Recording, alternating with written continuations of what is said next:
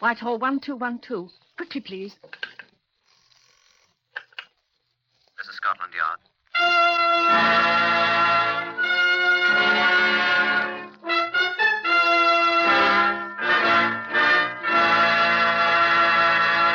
For the first time, Scotland Yard opens its secret files to bring you the authentic, true stories of some of its most baffling cases. These accurate records are drawn from the actual files of Scotland Yard. They're true in every respect, except for the names of the participants, which, for obvious reasons, have been changed. Research on this exclusive series has been done by Percy Hoskins, chief crime reporter of the London Daily Express. The stories for radio are written and directed by Willis Cooper. Some of the participants: Donald Rhodes, Chief Security Officer of Heathrow Airport and a former Scotland Yard man. It was a considerable responsibility. Detective Sergeant Vivian Morris of Scotland Yard. I am a suburban housewife. Chief Inspector Robert Sheehan of Scotland Yard's Flying Squad. Step into the Black Museum here with me. I should like to show you something. John? Oh, is that you, Sheehan? Yes, I brought some friends to see you. Yeah, I'll be with you at once. Good afternoon. This is Chief Superintendent John Davidson, curator of Scotland Yard's Black Museum. Oh, how do you do? Well, I expect you've come about the relics of the Heathrow Affair. Right. Oh, on the table there behind you. All we have. Oh, good. Yes, this one I recognize. Iron bar used by criminals in Heathrow Affair. Some of my hair still sticking to it. Yeah, some of your blood, too, Bob. Makes my head ache yet. Yeah. This is, briefcase carried by the GOC. And here, alterable license plate used by the GOC gang. You see, it reads GMU 436. Press the lever, please, John. And hey, presto, it reads CGC 829. Very neat, isn't it? You, of course, don't have the most important souvenir at all here, John. What's that? The £500,000 sterling. I think that I should tell you a little about our flying squad. It consists of a large number of motor cars, all wireless equipped, all very fast, and all kept constantly in superb condition. The flying squad is on duty 24 hours a day, a highly mobile force, available on extremely short notice at any point in the entire London area. The members of the flying squad are hand-picked, and they're very unusual men. These three are typical. This is Detective Sergeant Nobby Clark of the flying squad. Yes, sir. I was one of Lord Louis' commandos. I was at Narvik. Oh, yes, and at Dieppe. Former leading petty officer Dusty Miller of HMS Peavey. I am 29 years old. I am 6'2" and I weigh 14 stone 8. I was welterweight champion of my ship, the light cruiser Phoebe. Detective Sergeant Ray Lawton, a Canadian. I'm about the only policeman you ever heard of who was once a lion tamer in a circus. Like all policemen in Britain, we seldom carry arms, although I assure you we're quite able to use them effectively should the occasion demand them.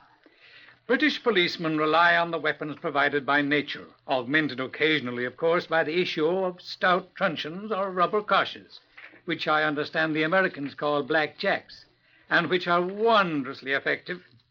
Our job, you see, is not to shoot criminals, but to bring them to justice, or, if possible, to prevent their depredations. We find our methods rather effective. Well, in June 1948, the great new London airport, London had long since outgrown the famous old Croydon Aerodrome, was operating at capacity, although it was still far from completion. My old friend Donald Rhodes, a veteran Scotland Yard man who was chief security officer at Heathrow, came to call on me at the yard. Can't stay away from the old home place, can you, Donald? I asked. I always know where to come for help, Bob. What's the matter? You know the GOC? General officer commanding what?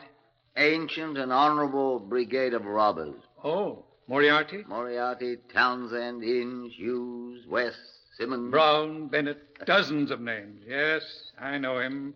Or know of him, I should say. Big operator. Biggest. Well, his recce people have been looking us over. What's he after? A nice new airplane for himself? Gold. At Heathrow? We transship thousands of pounds in gold, you know. International affairs.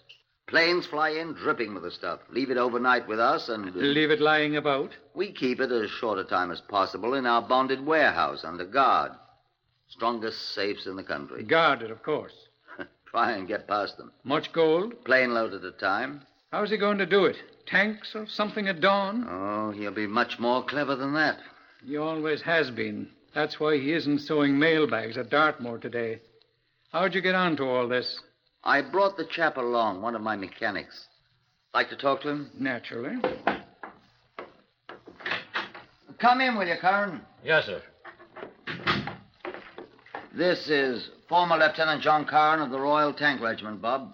Good afternoon, sir. Sit down, Mr. Curran. Thank you, sir. Tell Chief Inspector Sheehan about it, will you please, Curran? Well, sir, I've been with Mr. Rhodes for quite some time. The day before yesterday, I received a telephone call from an acquaintance of mine named Edward Mybridge. Where did you know this Mybridge before? We were in prison together, sir. Prison? Well, Mr. Hitler's off flag, 18 in the war. Oh, German prison camp. Yes, sir. I hadn't seen him since we were demobbed and we had a drink together. Oh, let's not waste any time, please, Curran. Oh, no, sir. Well, he telephoned me again yesterday, sir, and... You had another drink? Right, sir. He asked me how I'd like to make a lot of money on the whiskey, and I said fine. I asked how. He said passing on some information about Heathrow, how it was run, and the guards and all that. What sort of looking chap was he? Red hair, squint eye, limps on right leg. Sound familiar to you, Bob? Not as what you call him, Curran. Edward Mybridge, sir? His name's Ginger Johnson in our books. Unmistakable. He's not a nice fellow at all, Curran. I found that out, sir. Oh? He warned me to say nothing to anyone about our conversation, or he'd have to take steps. I remembered what he did to a German prison guard the day we were released, sir. What? Cut his head off with a mess knife. A very hard character indeed, this Edward Mybridge, alias Ginger Johnson. An old Borstal boy. He had served honorably in the army, but had returned to his old ways immediately upon demobilization. He was well known to us as one of the GOC's most useful lieutenants. This GOC, a man of great mental attainments, we knew for the leader of one of the most desperate gangs of lawbreakers in all our experience. A genuine storybook mastermind. He had for many years operated like a real general officer, commanding, maintaining a small staff of rough and ready assistants like Mybridge, and recruiting his actual operatives, his army, for specific jobs as he needed them. Scotland Yard had never been able to lay a finger on him, although he was quite well known to us under a variety of names and ostensible professions. It was obvious that this was to be no small undertaking. He needed to be watched, and thoroughly, and beginning at once. I telegraphed a chief inspector I remembered in a Scottish town not far from Perth, and he reported to me at Scotland Yard the next day. I finished my briefing on what he had to do for us. Oh, I'll recognize him all right, sir. You've a lot of pictures of him. I wish we had him. I'm not to arrest him, sir. You'll not have a chance. He's a most law-abiding man. Now, he's never seen you in his life, and you understand I don't want him to see you. Okay, sir. I'll want to know everywhere he goes, everyone he talks to. Aye, sir. Don't telephone in. Stay with him till you see him home in the evening. Then come in and report. Okay, sir. And good luck. You'll need it. Oh, I'm a very ordinary-looking man, sir. He'll never see me. Chief Inspector Ross was back in my office in 2 hours. Well? I was standing on the corner, sir, waiting for the bus with him. And just as it stopped, he turned to me and said, "It's all right, Chief Inspector Andrew Ross. You can go back to Perthshire. I'm just going to my bank this time." A detective constable we imported from Leeds who looked like a clergyman was addressed pityingly by name by the GOC, who trod on our man's toes. The language he employed was quite unclerical. The law, of course, does not permit tapping a suspected man's telephone, so we were forced to continue to try to trail him to find out precisely what he was doing. But infallibly he recognized our people. Rhodes kept hounding us. He couldn't organize his plan to defend the airport until he knew more of the GOC's probable intentions, and the man outwitted us at every turn. There came a morning 10 days or so later when I saw Vivian Morris, one of our women detective sergeants, pass my open door. "Oh, Sergeant," I called. Good morning, sir. Come in here a moment, will you? Yes, sir? Vivian, Yes, sir. You're a very pretty girl. Why, thank you, sir. Have you ever followed a man?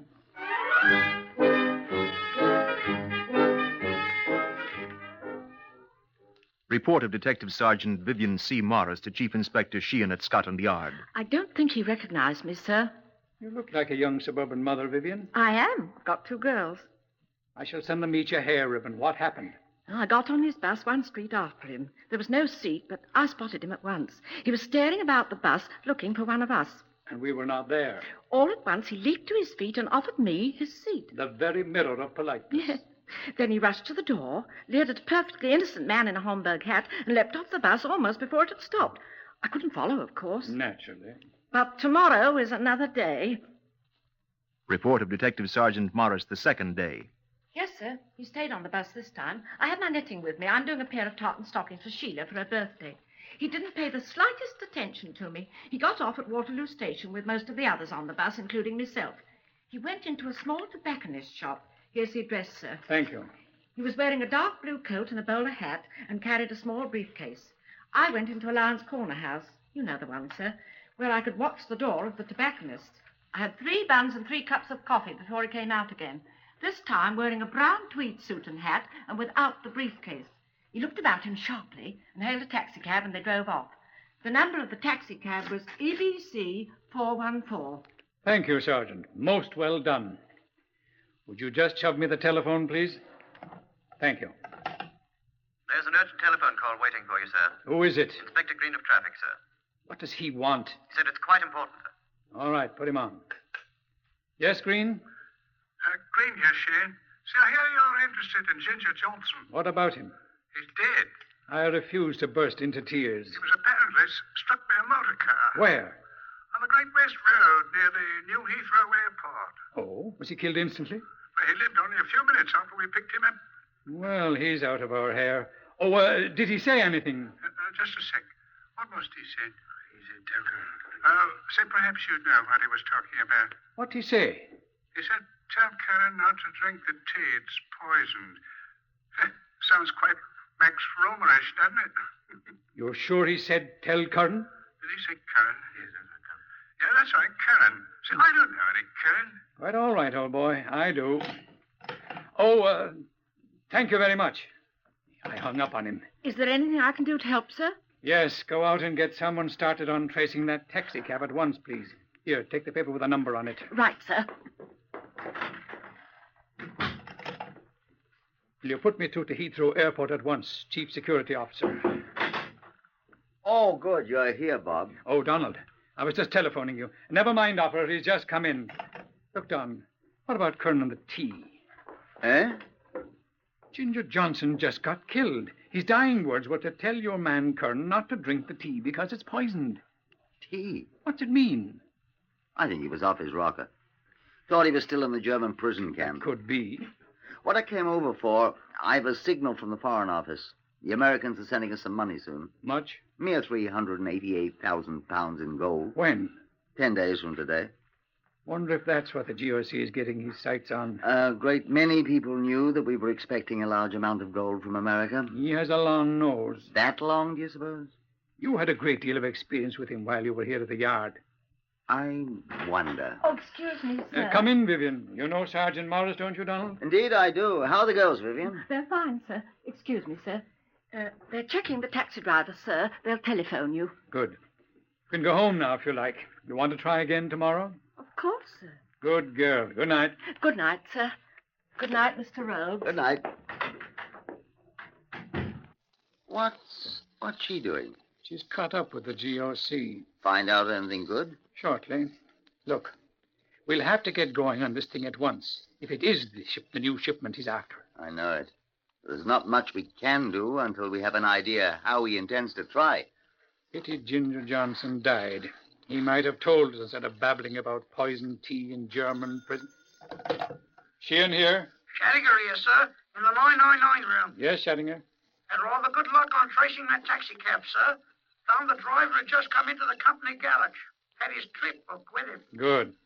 The trip at 10:23 this morning was from Waterloo Station to a shop in Soho. A chemist shop, sir. A chemist shop? Yes, sir. The taxi driver said he saw his fare enter the shop.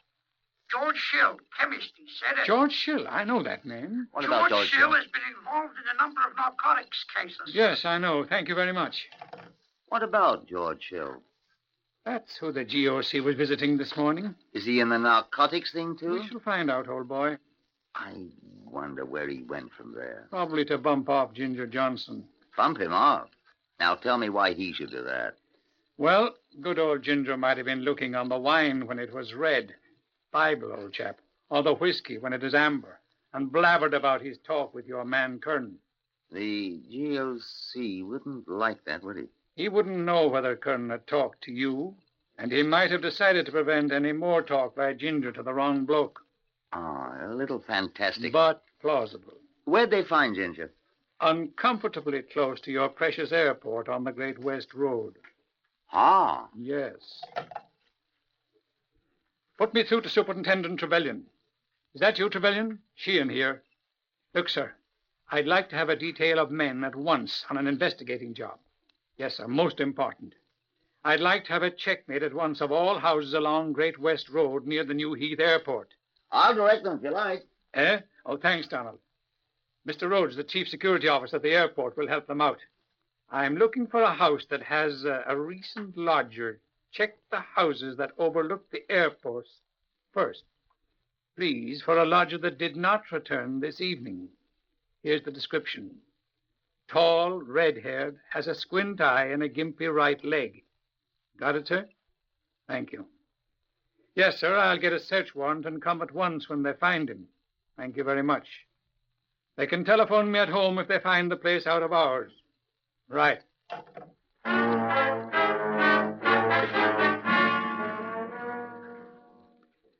A few minutes after midnight, I was awakened by a telephone call from one of the men of Superintendent Trevelyan's squad. After some difficulty in obtaining a search warrant at that time of night, I proceeded to the house in which he had telephoned. The house was almost directly across the road from the main gate of the airport.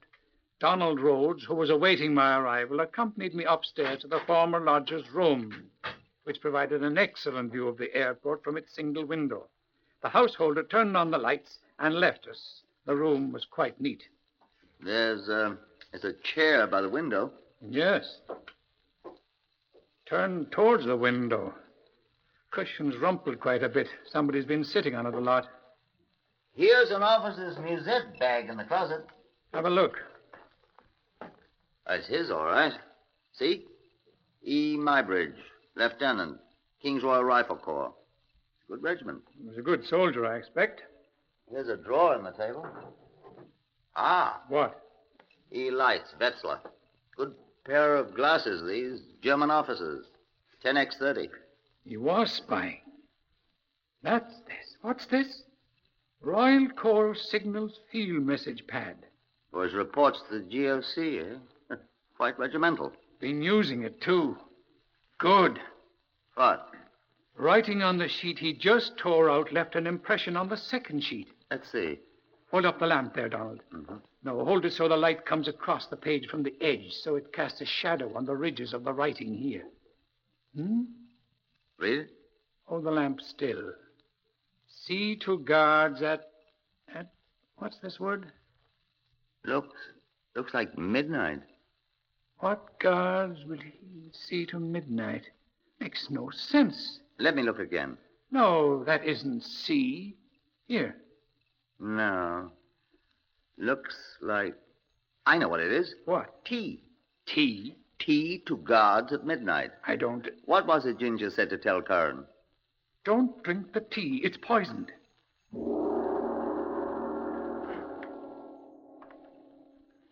It was the custom at that time for a local tea shop to send a man with a tricycle around the airport every night with a huge container of hot tea.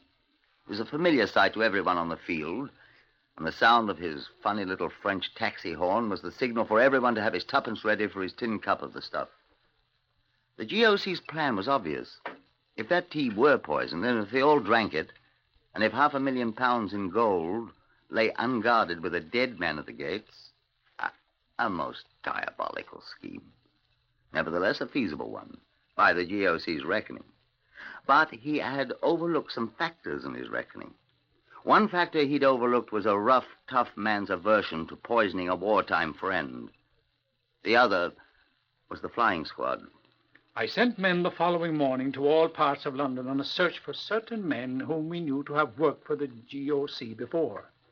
A number of them were in prison, but we discovered that 11 of them had been mysteriously disappeared. They, we reasoned, had been mobilized by the GOC for final briefing and held in readiness for the attack. The GOC himself had left for parts unknown. He reappeared only once, and Vivian Morris reported that he had made a most curious purchase, 6 pairs of nylon stockings, the largest sizes available. We knew something of the GOC's plans. This was our final briefing in the flying squad's garage. Repeat your instructions, Nobby Clark. I'm to drive the seal lorry that picks up all the guards and takes them to the shelter. I drop off a flying squad man for every one I pick up. The flying squad men are to be dressed in BOAC uniforms like those the guards wear. Each will be armed with a truncheon or a rubber cough.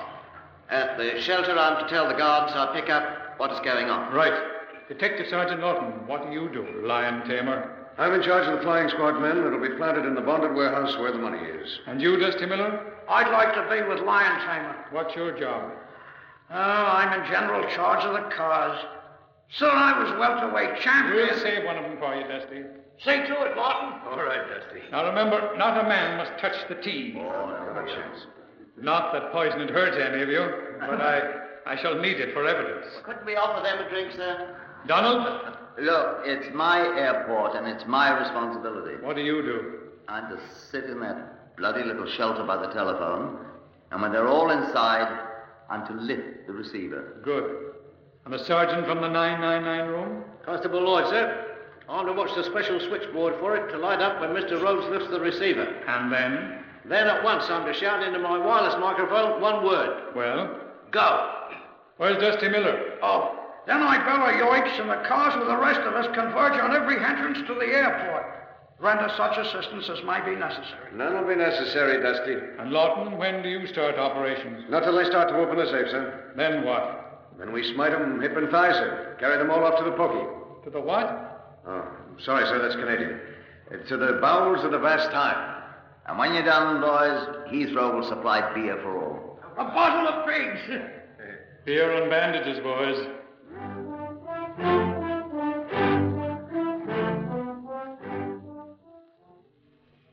The day came. The airplane from America arrived with the gold. It was transferred under heavy guard to the bonded warehouse. Donald Rhodes supervised that himself. I joined the guard at the gatehouse of the airport about 11 that evening. It was very quiet. That'll be Clark, taking our men around and picking up the regular guards. Very lonely and very quiet. Maybe they'll not come, I thought. I borrowed a cigarette from the gate guard, but I crushed it out. They mustn't know there's anybody here besides you, I told him. That's right, sir. Squidge down on the floor. I waited. That was Nobby, taking the regular guards to the shed. Who's that? I get it, sir. Yes? Clark here. Tell Mr. Sheehan I've picked up all the guards and our people are waiting. Yes, it was I heard him. just in time, sir. Here comes the tea. The man with the tricycle came up and stopped. Hello, Herbert. Hello, James. Thought I was going to be late. I've come. Eh? Got your tin cup? Here. Some guard or somebody stopped me down the road a bit and demanded what I was doing. Made me open up the tea and let him look at it. Got all cold, I'm afraid, him staring at it. All right, tuppence, please. Right. Go on in. The guard brought in the tea, which we set on the floor to keep as evidence. The driver came back with the empty container and went on about his business. The guard and I crouched on the floor of the little hut, waiting. Only the sound of a belated airplane or two broke the silence. It was half an hour later when we heard the sound of a lorry. I crawled under the table. The guard lay back in his chair, motionless. The lorry stopped at the gate and a man got out. He looked in our window. Here's one of them now. I stood up cautiously. The lorry moved straight to the bonded warehouse and stopped. We heard them at the door. We kept quiet in the dim light. The door opened. I watched through a crack in the shelter door. My hand on the telephone to the 999 room. We sat in our cars, motors running, hidden at the road junctions all around the airport. My eyes began to hurt watching that switchboard. I said to the guards in the shed, now mind you, not a sound. I could see the shadowy figures clustering about the door to the bonded warehouse. A man whispered in my ear. What have they got on their heads? They look like ruddy elephants. They had women's stockings on for masks. They sure looked weird with their legs hanging down over their faces. I hope the GOC is with them, I thought. The last one entered. I picked up the receiver. There it is. Go, you sods, go! Come on, the flying squad!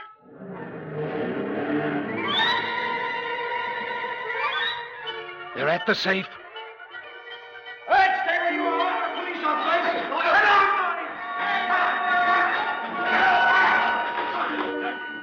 I saw a man running towards me. He tore the stocking from his head and I leaped out the door at him. Stop! Stop, I yelled, stop! I'm Inspector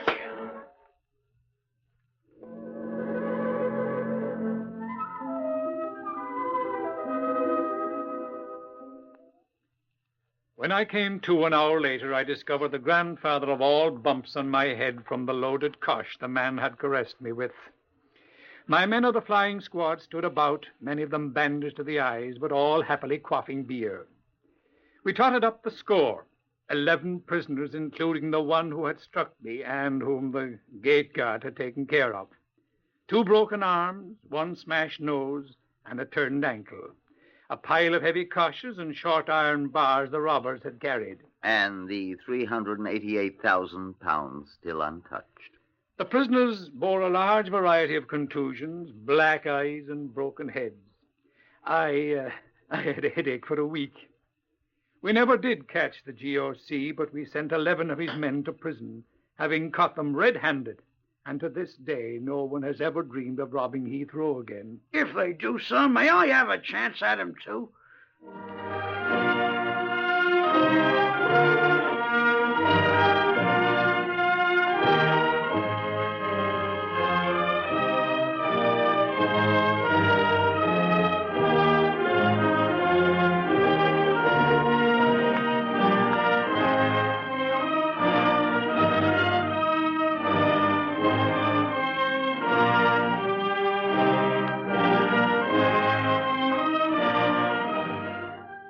You have heard another true story from the files of Scotland Yard. Only the names were, for obvious reasons, changed. Research for Whitehall 1212 is done by Percy Hoskins of the London Daily Express. The stories for radio are written and directed by Willis Cooper.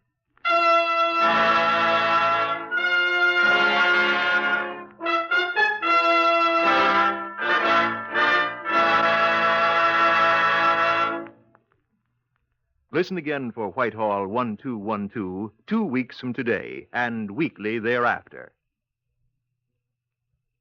3 chimes mean good times on NBC.